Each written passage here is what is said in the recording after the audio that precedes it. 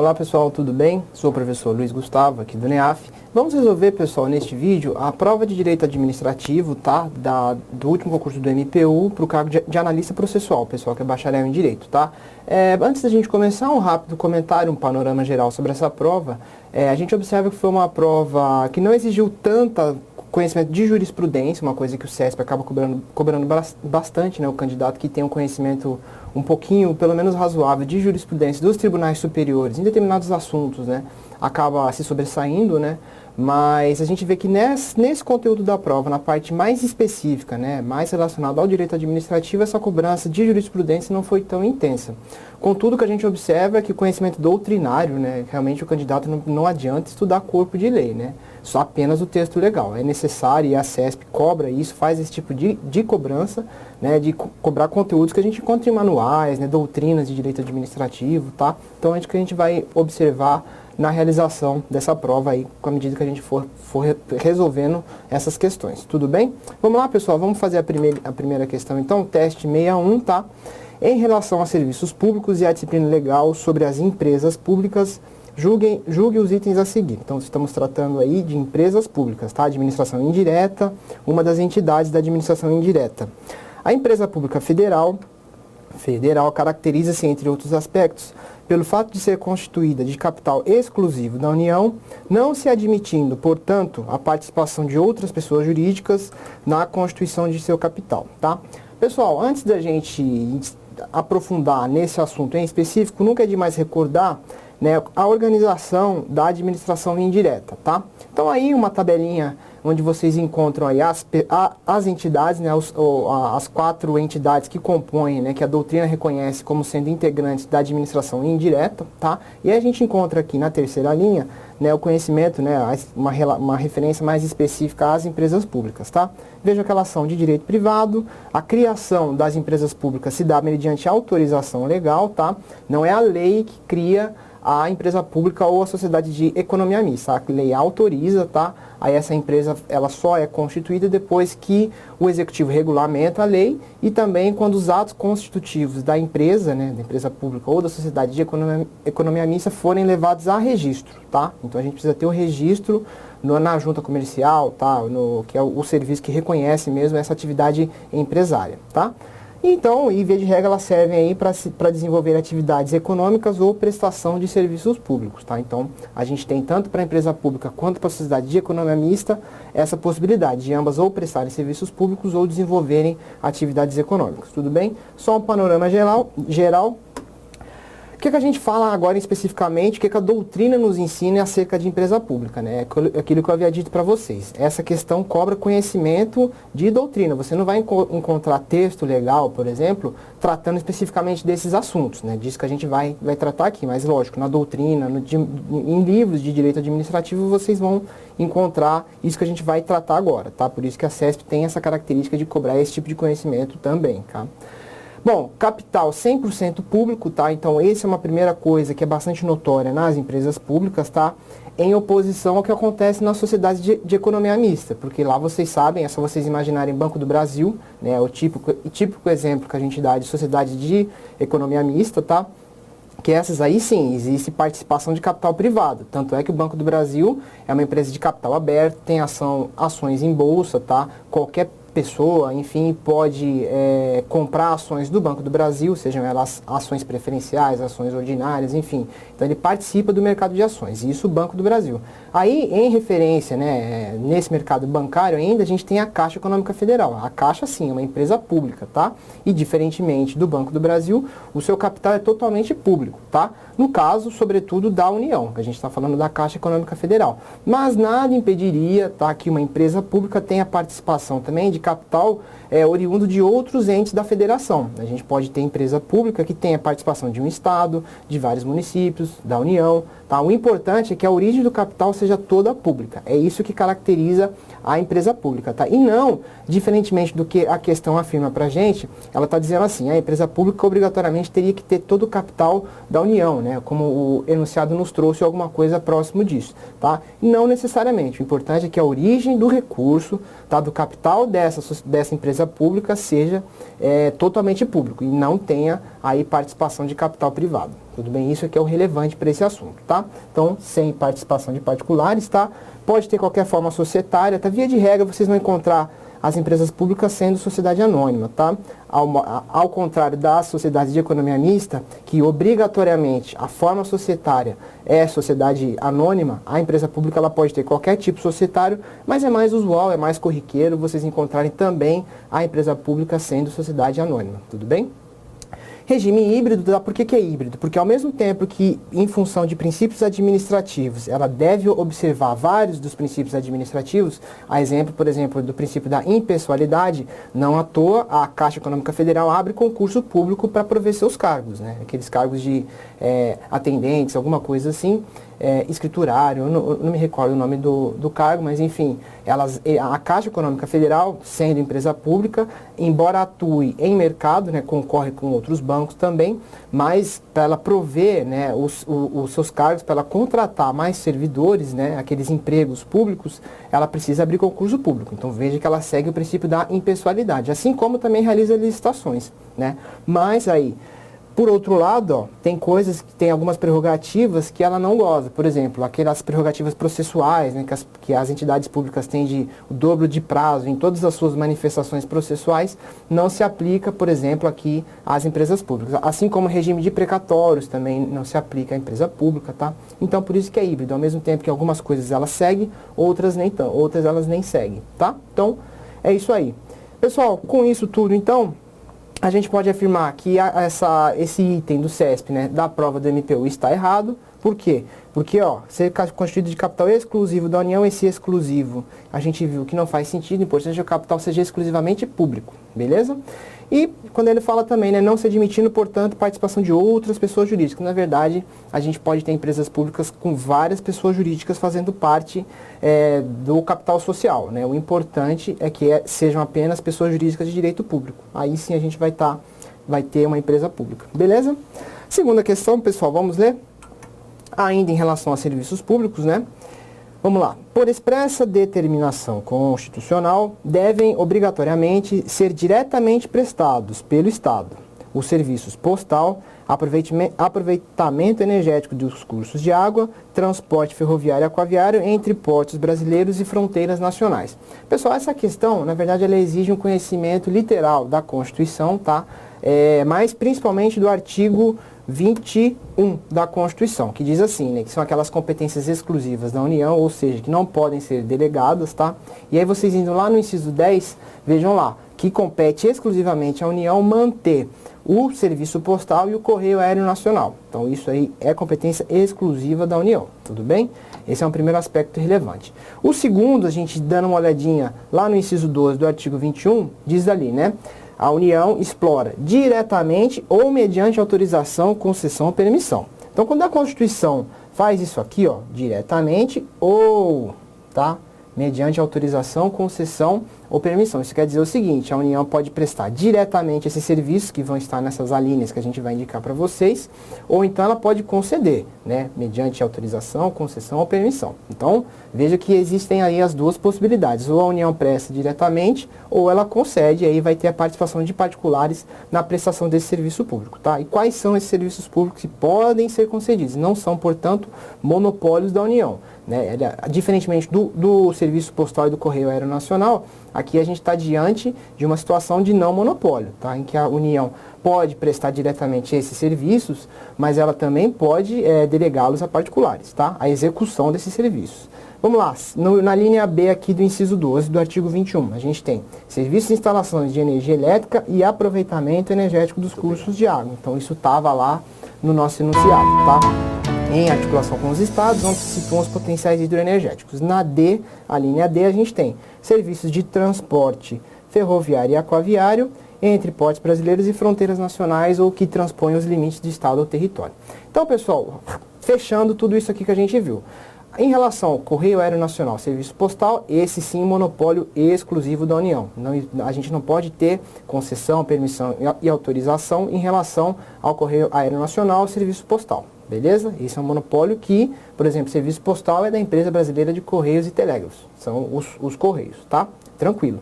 Contudo, pessoal, em relação aos outros itens que o enunciado trouxe para a gente, aquela questão do aproveitamento energético dos cursos de água, aqui, né?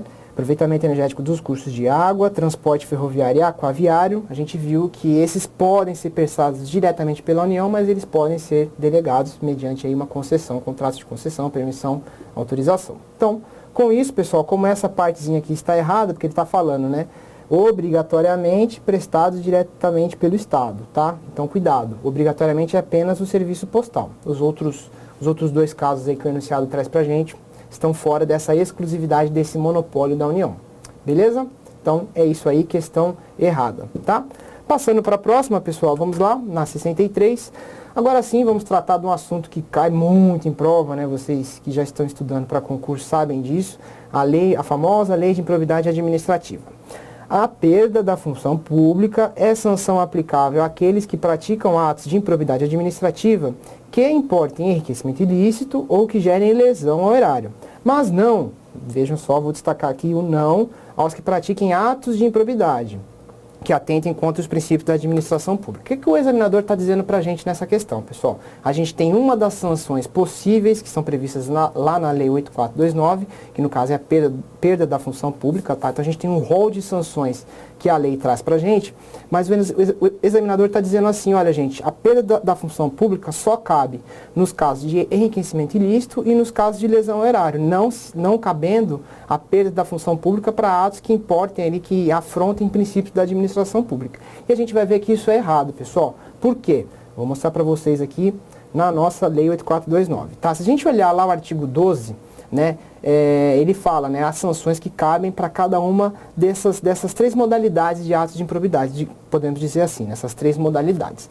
No artigo 12, lá no inciso 3º, ele está fazendo referência ao artigo 11. Tá? O artigo 11 é justamente os atos de improbidade que afrontam os princípios da administração pública. Tá? Então lá a gente tem um rol exemplificativo de atos que afrontam o princípio da administração, e aqui no artigo 12 ele está dizendo para a gente quais as sanções que o juiz pode aplicar para esses casos, né, de afronta aos princípios da administração pública. E vejam que lá, olha o que a gente encontra aqui, ó, perda da função pública. Então esse inciso 3º diz assim, na hipótese do artigo 11, ressarcimento integral do dano se houver perda da função pública, suspensão dos direitos políticos e por aí vai afora. O que eu quero dizer para vocês é que a perda da função pública é sim possível, né, de ser aplicada, né, se o juiz assim entender, se as circunstâncias do caso assim demandarem, né, então é sim possível que o agente público que tenha afrontado princípios da administração pública, ele perca a sua função pública, tá? Isso, existe previsão legal para isso, tá? Agora, claro, fazendo essa consideração sempre do parágrafo único do artigo 12. O juiz vai ter que levar as circunstâncias do caso concreto em consideração para ele fazer essa dosimetria, quais as sanções que realmente devem ser aplicadas naquele caso concreto, tá?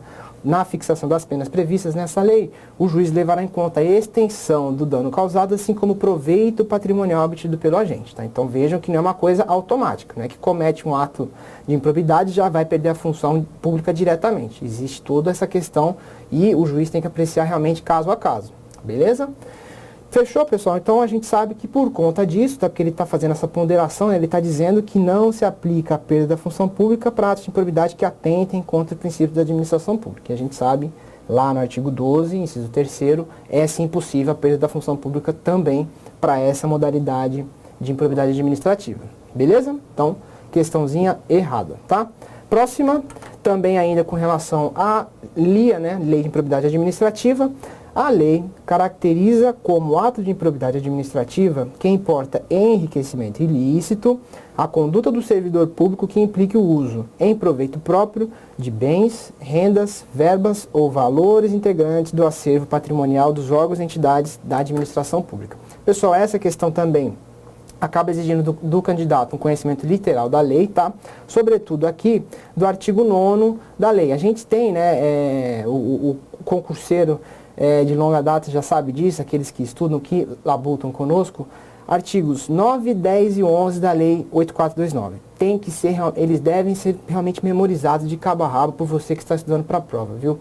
meu amigo, é sempre cobrado realmente pelo menos algum exemplo, né? Alguma daquelas hipóteses previstas nesses 3 artigos é sempre cobrado em prova. Então, por favor, faça um esforço e realmente tente memorizar esses 3 artigos, 9º, 10 e 11 da Lei 8429. Isso é muito cobrado em prova e é praticamente uma questão certa de cair na prova de vocês, né? Toda a prova de concurso, basicamente, que exige a Lei de Improbidade Administrativa, é líquido e certo que realmente vai cair alguma cobrança relacionada aos artigos 9º, 10 e 11. E essa questão aqui é um típico exemplo, que ele está falando para a gente, uma espécie de uma conduta, né? O camarada poder usar rendas, bens, enfim, do acervo público em proveito próprio, né? Então isso está lá taxativamente previsto, né, naquelas hipóteses do artigo 9º, como sendo uma conduta que gera, né, para esse sujeito um enriquecimento ilícito, tá? E aí a gente vai conferir isso agora no artigo 9º, tá? O artigo 9º, ele dá esse rol exemplificativo de condutas que importam, né, que tem como consequência enriquecimento ilícito, e aí entre essas hipóteses a gente vai encontrar bem isso que o enunciado está trazendo para a gente, tá? Vejam só. Ao ferir qualquer tipo de vantagem patrimonial indevida em razão do exercício do cargo, mandato, função, emprego, atividade, nas entidades mencionadas no artigo 1º da lei, né, notadamente. Então, a gente está falando aí de enriquecimento ilícito, tá? Então, quais seriam as hipóteses de enriquecimento ilícito?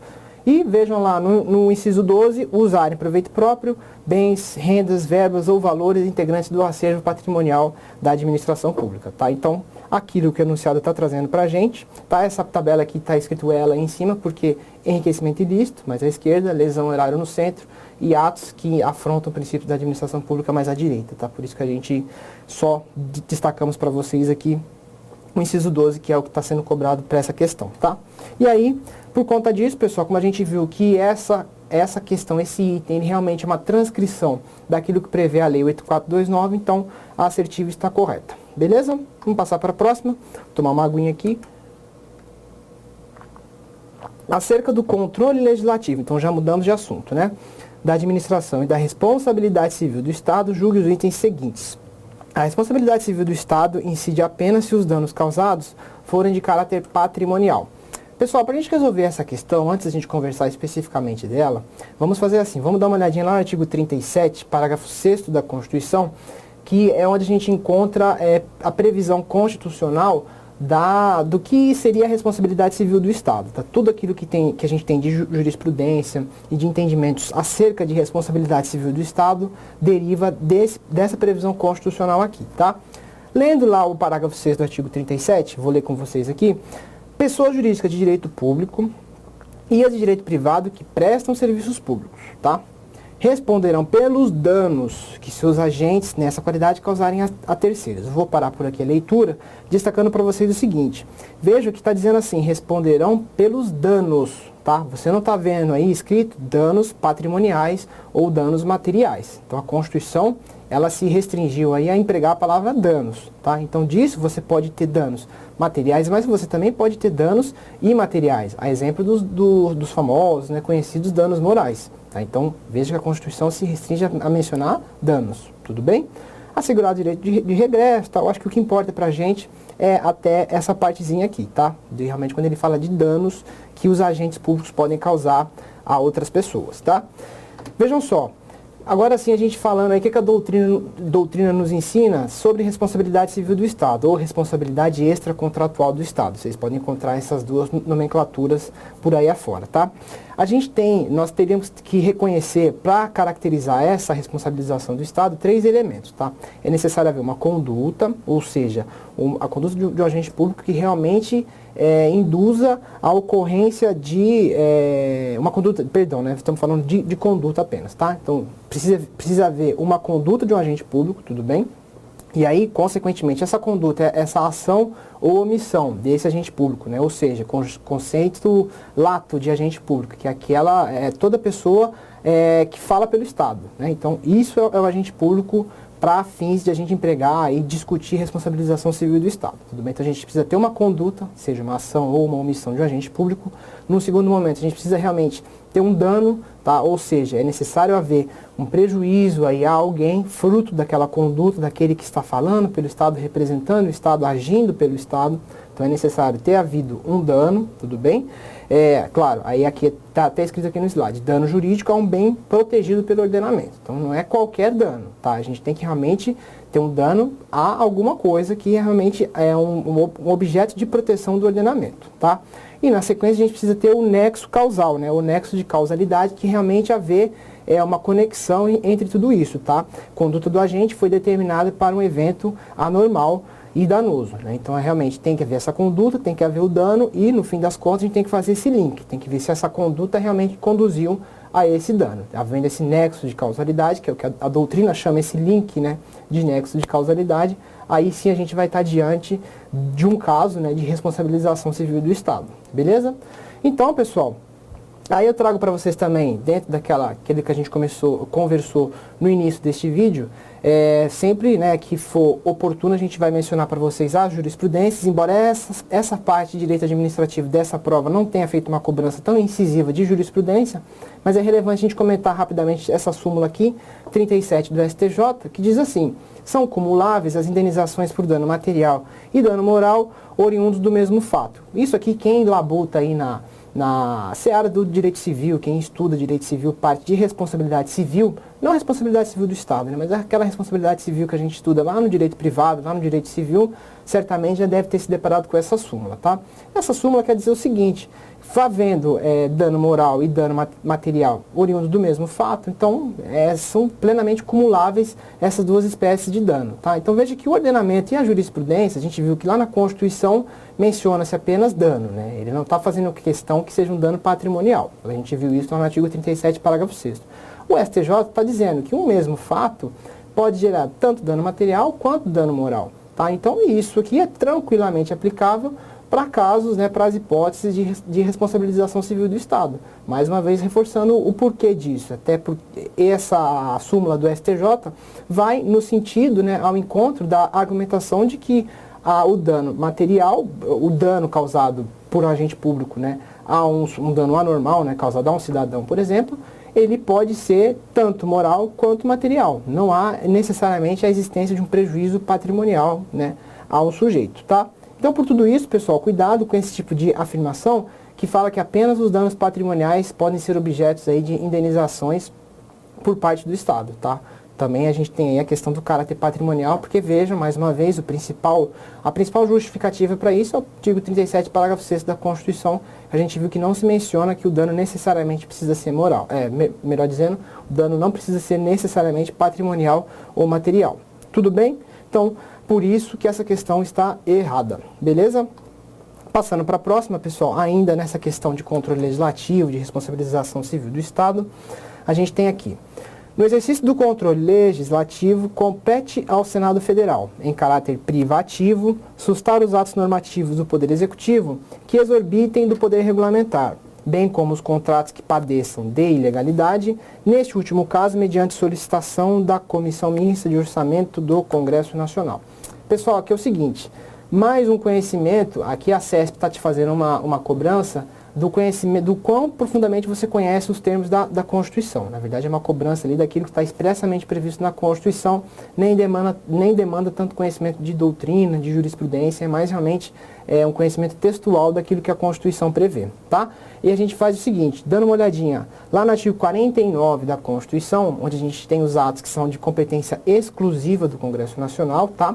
A gente tem lá no inciso 5º, que o Congresso Nacional, né, dentre suas competências exclusivas, ele pode sustar os atos normativos do Poder Executivo que exorbitem do Poder Regulamentar ou dos limites de delegação legislativa. Até aí tudo bem. O que eu quero dizer para vocês é que veja que a competência é do Congresso Nacional, diferentemente do que o enunciado nos trouxe, em que ele diz, né, que o controle é exclusivamente do Senado, né, está mencionando aí que o Senado é que teria essa competência de fazer a sustação de atos do Executivo. Não é o Senado, é o Congresso Nacional. Entendam, Congresso Nacional são as duas casas reunidas. Senado Federal é apenas uma das duas casas que compõem o nosso Poder Legislativo Federal. Tudo bem? Então, não é Senado Federal, e sim Congresso Nacional. São coisas, nesse aspecto, são coisas distintas, tá? Cuidado, que vira e mexe a gente encontra em concursos aí pegadinhas nesse sentido, né? O examinador te leva a erro, né, fazendo crer que se está mencionado Senado Federal ou apenas Câmara dos Deputados, pode te levar a erro como sendo sinônimo, digamos, de Congresso Nacional. Cuidado, tá, pessoal? Congresso Nacional é uma coisa, tem suas competências exclusivas, a exemplo dessa aqui que a gente está tratando, Câmara dos Deputados, uma das casas que compõem o Congresso Nacional. Mas ela também tem competências privativas e o Senado é a mesma coisa. É uma das câmaras, perdão, uma das casas do Congresso Nacional, mas também tem competências privativas dele, que só o Senado pratica, beleza? E aí, pessoal, se a gente vai lá para o artigo 71 da Constituição, que fala, né, especificamente da fiscalização contábil, orçamentária, patrimonial, enfim, aquela, principalmente entre os artigos 70 e 74, em que a Constituição prevê, né, e fala muito do TCU, do Tribunal de Contas da União, e do controle externo, da atividade de controle externo a cargo do Congresso Nacional, auxiliado pelo TCU, a gente vai ter lá essa questão da sustação de contratos, que também é mencionada no enunciado da questão, tá? Lá no 71, parágrafo 1º, diz assim, né, no caso de contrato, ou seja, o TCU fez uma auditoria, existe um relatório, tá?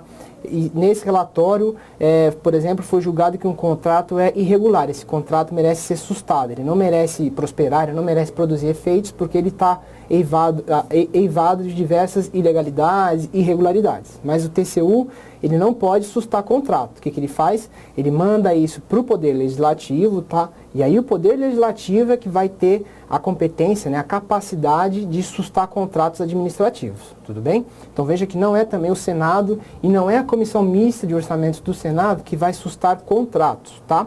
Lembre-se, cuidado para não confundir, tá? Isso vocês vão estudar com calma em direito constitucional, provavelmente, mas o Tribunal de Contas da União, ele tem poder para sustar atos, tá? Ele susta atos administrativos que estejam ali irregulares e ilegais, tá? Agora, contratos, por mais irregulares que eles estejam, é a competência que a Constituição dá, né, a competência original para sustar contratos não é do TCU, mas sim do Congresso Nacional, como a gente está vendo aí nos slides de vocês, tá? Então cuidado com essa diferenciação. Atos é o TCU que susta, mas contrato o TCU não susta, mas quem susta é o Congresso Nacional, beleza? Então, pessoal, por conta disso, tá? Como ele está dizendo para a gente que compete ao Senado Federal, em caráter privativo, sustar atos normativos, isso está errado, tá? E contratos que padeçam de ilegalidade não é o Senado que susta, mas sim o Congresso Nacional. Beleza? Então, por conta disso, a gente está diante de uma alternativa errada, de uma afirmação errada. Próxima, pessoal, julga os itens a seguir relativos a atos administrativos. Vamos lá. Revogação do ato administrativo, quando legítima, exclui o dever da administração pública de indenizar, mesmo que esse ato tenha afetado o direito de alguém. Então veja, pessoal, a gente está diante de um ato que já gerou direitos adquiridos. E aí a pergunta é a seguinte, por mais correta, né, que a administração pública esteja em retirar aquele ato administrativo do mundo jurídico, né, que aquele ato, fazer com que aquele ato perca seus efeitos, a pergunta é, e um cidadão, né, um terceiro que tenha se beneficiado desse ato e já tenha direito adquirido em função desse ato que lhe foi concedido? Como é que fica a situação? No que a revogação do ato administrativo impacta na esfera de direitos dessa pessoa que se beneficiou do ato, né? A gente tem o seguinte, pessoal, primeira coisa que a gente observa, essa súmula do STF é muito importante para o estudo de direito administrativo, tá? Uma súmula aí que inclusive deu origem a uma previsão na lei 9784, que é a lei do processo administrativo, dessa questão que a administração pública deve anular seus atos ilegais e por motivo de conveniência, né, ela pode revogar atos administrativos, tomar cuidado com essa diferenciação entre anulação de atos administrativos e revogação, tá? Mas o teor dessa súmula é interessante a gente ler. A administração pode anular seus próprios atos quando eivados de vícios que os tornem ilegais, ou seja, atos ilegais. Atos ilegais, eles não são objetos de revogação, mas eles são objetos de anulação, tudo bem? Porque deles não se originam direitos, ou revogá-los, tá, por motivo de conveniência ou oportunidade, respeitados os direitos adquiridos. É isso que a gente tem que tomar cuidado, tá? Então, realmente, pode revogar a administração pública por motivo de conveniência, de oportunidade? Pode revogar o ato? Pode, mas há que se respeitar os direitos adquiridos em função da existência daquele ato anteriormente, tá? Então, é isso que tem que ter cuidado. O STF assim nos ensinou, tá? E aí, Lendo a doutrina de atos administrativos, né, se a gente ler, por exemplo, esse slide aqui, ele foi feito com base na doutrina da professora Maria Silva de Pietro, tá? Então, lá no livro dela, no manual dela, ela ensina, né? Ela menciona pra gente os atos que não podem ser revogados, tá? E aí, lá na linha D, vocês vejam que atos que geraram direitos adquiridos não podem ser revogados. Ah, mas por que não podem? Justamente fazendo o entendimento do conceito de ato administrativo, né? Desse impacto que tem na esfera jurídica de terceiros interessados, fazendo o link disso com a súmula do STF, que a gente acabou de ver, com a súmula 473, tá? Então, para você precisa respeitar direitos adquiridos, então, obviamente, você não pode revogar atos nesse sentido, que afronta esses direitos adquiridos, tá? Então, é isso que a gente entende desse nosso conteúdo aqui, tá? Então, veja lá, revogação de ato administrativo, quando legítima, exclui dever da administração pública de indenizar. Pessoal, não pode excluir, tá? Porque no primeiro momento nem é possível revogar, né, esse ato administrativo. Mas sendo extremamente necessária essa revogação, né, a gente viu que a doutrina nos ensina que nem seria objeto de revogação. Contudo, né, em havendo a revogação, o fato é que o terceiro não pode ficar prejudicado. Então é necessário haver uma recompensa, né, uma espécie de equiparação, nem que isso seja feito de maneira patrimonial, né, mas essa indenização paga, para que ele não seja tão prejudicado diante da revogação do ato administrativo. Então, faça ali a reparação patrimonial, já que ele já tinha direitos adquiridos em função da existência daquele ato, tá? Então, por conta disso tudo, essa alternativa está errada, tá? Porque, veja, não exclui dever da administração pública de fazer essa indenização. É necessário indenizar, sim, beleza? Mesmo que esse ato tenha afetado o direito de alguém, cuidado, tá, pessoal? Não é necessário haver a indenização, sim. Beleza? Pessoal, vamos então fazer uma próxima questão. Vamos lá, deixa eu pular aqui.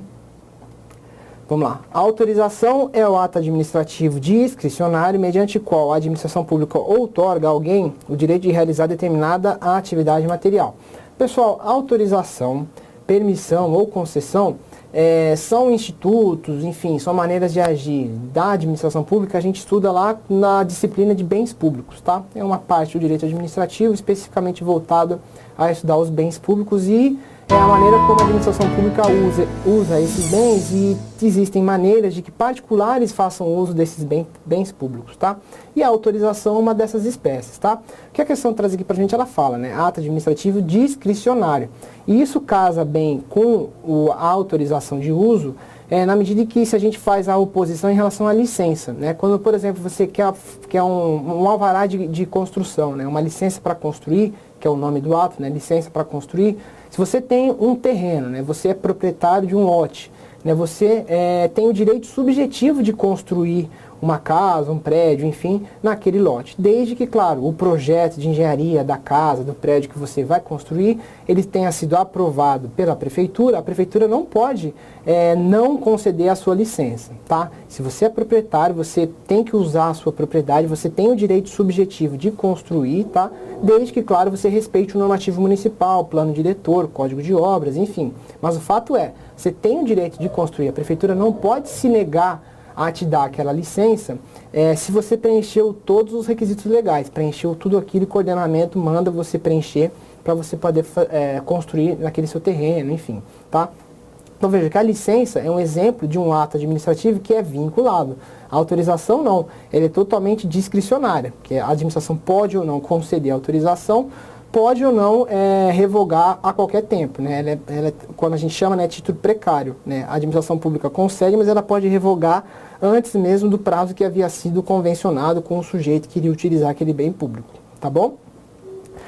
Mediante o qual, né, a administração outorga a alguém o direito de realizar determinada atividade material. É bem isso mesmo, pessoal. E esse conceito a gente busca na doutrina, tá? Você não vai ter uma lei definindo para a gente o que seria autorização de uso ou autorização de serviço público, por exemplo. Isso tudo que a gente está comentando, a gente extrai da doutrina, tá? Não existe um diploma legal que realmente defina tudo isso claramente. Isso a gente extrai da doutrina, tá? E o que a gente tem na doutrina, né? O que se fala acerca da autorização?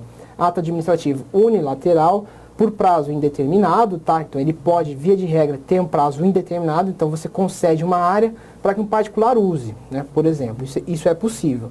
E também você pode ter autorização de serviço público, que lá na Constituição tem, né? Tanto que ela usa os 3 verbetes, autorização, concessão e permissão, quando a Constituição fala de concessão de serviço público, tá? Então também é possível o emprego de autorização com esse nome, tá?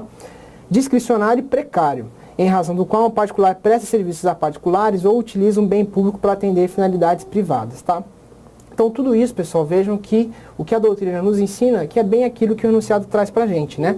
Ato administrativo discricionário, mediante qual a administração pública outorga a alguém, uma pessoa, algum interessado, o direito de realizar determinada atividade material. Então, é simples assim, pessoal. É um conceito, não tem muita confusão. O problema é quando a gente começa a pensar em concessão e licença. Aí sim, talvez esses 2 institutos tenham um pouquinho mais, seja difícil às vezes distinguir a diferença entre uma concessão, né, e uma licença, por exemplo, ou até uma permissão, né? Então, também tem que ter um cuidado, mas com relação a esses 2. A autorização é mais tranquila, né? A questão está cobrando para a gente especificamente a autorização. A autorização é tranquila, o que o anunciado traz para a gente é perfeito nesse aspecto, não existe nenhum equívoco aqui, beleza? Vamos lá para a questão 69, a próxima. São requisitos, agora a gente vai falar da Lei 8.112, o famoso Estatuto dos Servidores Públicos Federais. São requisitos para investidura em cargo público, entre outros, a idade mínima de 18 anos e a aptidão física e mental, podendo as atribuições do cargo justificar a exigência de outros requisitos estabelecidos em lei. Pessoal, aqui questão bastante tranquila, tá? Tanto essa questão como a próxima, ambas tratam aí do Estatuto dos Servidores Públicos Federais, civis, né? Vamos ver que a cobrança é basicamente literal daquilo que prevê a 8.112, tá? A gente passando no slide aqui, veja que lá no artigo 5º a gente tem, né, os requisitos básicos para investidura em cargo público, tá? Vejam lá no inciso 5º, a idade mínima de 18 anos, então a ideia é que o servidor público assuma o cargo, tenha no mínimo 18 anos para ocupar um cargo público, tá? E aí também fala no 6º, né, fala aptidão física e mental, beleza? Bem o que o enunciado trouxe para a gente. Com o adendo ainda, lá do parágrafo 1º, as atribuições do cargo podem justificar a exigência de outros requisitos estabelecidos em lei, tá? Então, vejam que se houver previsão legal, há a possibilidade de haver modificação nesses quesitos, né, e também outros critérios que se exijam.